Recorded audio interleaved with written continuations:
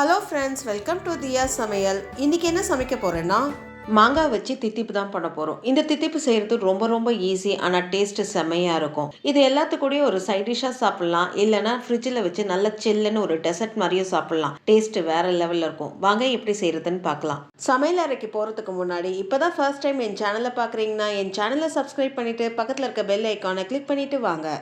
2 medium size மாங்காய் எடுத்திருக்கேன். கிராம்னு பார்த்தீங்கன்னா ஒரு 450லேருந்து 550 கிராம் இருக்கும். மாங்காவை நல்லா கழுவிட்டு கட் பண்ணி எடுத்துக்கலாம். மாங்காய் வந்து தோலோடையோ இல்லை தோல் இல்லாமலையோ உங்கள் விருப்பத்துக்கு ஏற்ற மாதிரி நீங்கள் கட் பண்ணி எடுத்துக்கோங்க. நீங்கள் தோலோடு சேர்த்து தித்திப்பு பண்ணி பாருங்கள், டேஸ்ட் ரொம்ப நல்லாயிருக்கும். அந்த தோல் இனிப்போடு சேர்த்து சாப்பிடும்போது அவ்வளோ நல்லாயிருக்கும். அதனால் நீங்கள் ட்ரை பண்ணி பாருங்கள். ஒருவேளை உங்களுக்கு பிடிக்கலன்னா நீங்கள் தோலை சீவிட்டு நீங்கள் பச்சடி பண்ணுங்கள். நல்லா சின்ன சின்ன பீசஸாக கட் பண்ணி எடுத்தாச்சு. இப்போ இது ஓரமாக வச்சுக்கோங்க. நம்ம பச்சடியை செய்ய ஆரம்பிச்சிடலாம். பச்சடி பண்ண கடாயை எடுத்துக்கோங்க. கடாய் நல்லா சூடான பிறகு 2 ஸ்பூன் எண்ணெய் சேர்த்துக்கோங்க. எண்ணெய் நல்லா சூடான பிறகு 1/2 ஸ்பூன் கடுகு சேர்த்துக்கோங்க. 1/2 ஸ்பூன் உடச்ச உளுந்து சேர்த்துக்கோங்க. கடுகு நல்லா வெடிச்சு உளுந்து நல்லா செவந்துருச்சு. இப்போ 2 பச்சை மிளகாவை கீரி சேர்த்துக்கோங்க.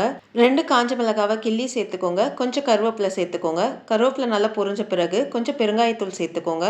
பெருங்காயத்தூள் சேர்த்து ஒரு 15 செகண்ட் நல்லா வதக்கி விட்டுக்கோங்க. நல்லா வதக்கி விட்டாச்சு. இப்போ நம்ம கட் பண்ணி வச்சுருக்க மாங்காவை இந்த கடாயில் சேர்த்துக்கோங்க. இப்போ அடுப்பை லோ ஃப்ளேமில் வச்சுக்கோங்க. மாங்காவை 1 நிமிஷம் இந்த எண்ணெயில் நல்லா பிரட்டி விட்டுக்கோங்க. 1 நிமிஷம் நல்லா பிரட்டி விட்டாச்சு. இப்போ நம்ம ட்ரை மசாலாவை சேர்த்துக்கலாம். 1/4 ஸ்பூன் மஞ்சப்பொடி சேர்த்துக்கோங்க. 3/4 ஸ்பூன் குழம்பு மிளகாய் பொடி சேர்த்துக்கோங்க. உங்ககிட்ட குழம்பு மிளகாய் பொடி இல்லைன்னா வெறும் மிளகாய் பொடி கூட நீங்கள் சேர்த்துக்கலாம். ஒரு 3லேருந்து 4 பிஞ்ச் உப்பு மட்டும் சேர்த்துக்கோங்க. ஏன்னா இது தித்திப்புன்றனால கொஞ்சமாக சேர்த்துக்கோங்க. ட்ரை மசாலா சேர்த்து எல்லாம் ஒன்று சேர நல்லா கிளறி விட்டுக்கோங்க. எல்லாம் ஒன்று சேர நல்லா கிளறி விட்டாச்சு. இப்போ இதில் ஒரு 1/2 கிளாஸ் தண்ணி சேர்த்துக்கோங்க.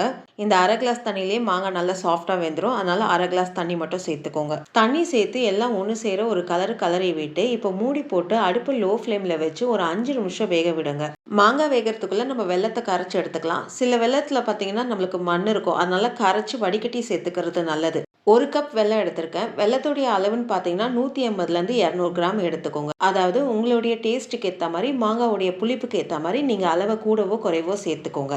வெள்ளத்தில் கொஞ்சமாக தண்ணி சேர்த்து நல்லா கிளறி விடுங்க. அடுப்பை லோ ஃப்ளேமில் வச்சுக்கோங்க. வெல்லம் நல்லா கரைச்சி விட்டாச்சு. இப்போ அடுப்பை லோ ஃப்ளேமில் வச்சு ஒரு 2 நிமிஷம் இந்த வெள்ளை தண்ணியை கொதிக்க விடலாம். அப்படி கொதிக்க விடும் போது அந்த வெள்ளத்துடைய டேஸ்ட் வந்து இன்னும் ரிச் ஆகும். ஒரு 2 நிமிஷம் நல்லா கொதிக்க விட்டாச்சு. இப்போ அடுப்பை ஆஃப் பண்ணிவிட்டு இது ஓரமாக வச்சுக்கோங்க. வெள்ளை தண்ணி ரெடி ஆகுறதுக்குள்ளே மாங்காவும் வெந்து வந்துருச்சு. மூடியை திறந்து பார்ப்போம். 5 நிமிஷம் வேக விட்டதுலேயே மாங்காய் எந்த அளவுக்கு சாஃப்டாக வெந்து வந்திருக்கு பாருங்கள். ஒரு கலரி விட்டுக்கோங்க. நல்லா கிளறி விட்டாச்சு. இப்போ நம்ம வெள்ளை தண்ணியை சேர்த்துக்கலாம். வெள்ளை தண்ணியை வடிகட்டி சேர்த்துக்கோங்க. பாருங்கள், வடிகட்டினதுல எவ்வளோ தூசு இருக்குது பாருங்கள்.